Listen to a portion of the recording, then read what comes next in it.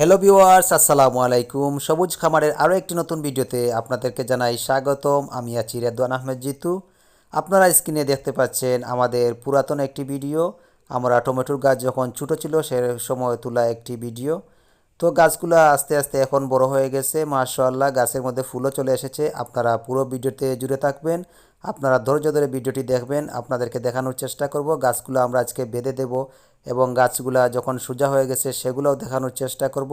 Please ধৈর্য ধরে ভিডিওটি দেখবেন। যদি নতুন হয়ে থাকেন প্লিজ চ্যানেলটি সাবস্ক্রাইব করে সাথে থাকবেন। তো ভিউয়ার্স, আপনারা দেখতে পাচ্ছেন আমাদের গাছগুলা হেলে পড়েছে।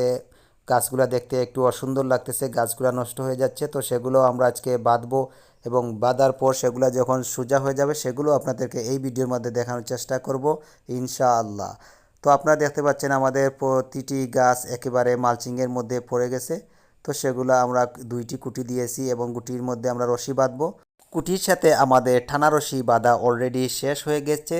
আজকে আমরা সেই টানা রশির সাথে গাছগুলা বাঁধার চেষ্টা করব এবং আপনাদেরকে দেখানোর চেষ্টা করব। প্লিজ ধৈর্য ধরে ভিডিওটি দেখার জন্য আবারও অনুরোধ করতেছি।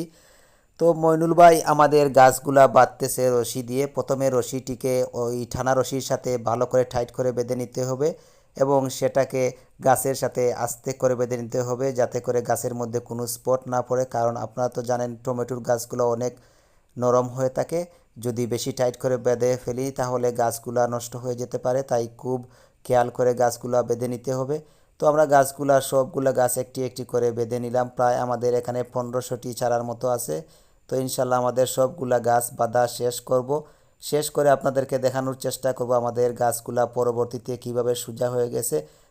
ভিউয়ার্স, আমরা পরের দিন চলে আসলাম আমাদের বাগানে। তো এসে দেখলাম আমাদের গাছগুলা মাশাআল্লাহ সোজা হয়ে গেছে এবং সেগুলা দেখতে অনেক সুন্দর লাগতেছে।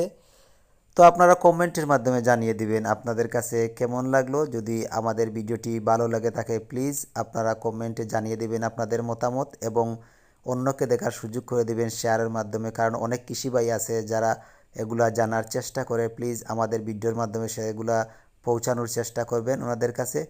তো আবারও আপনাদের কাছে বিদায় নিয়ে নিচ্ছি। পরবর্তী ভিডিওতে দেখা হবে ইনশাআল্লাহ।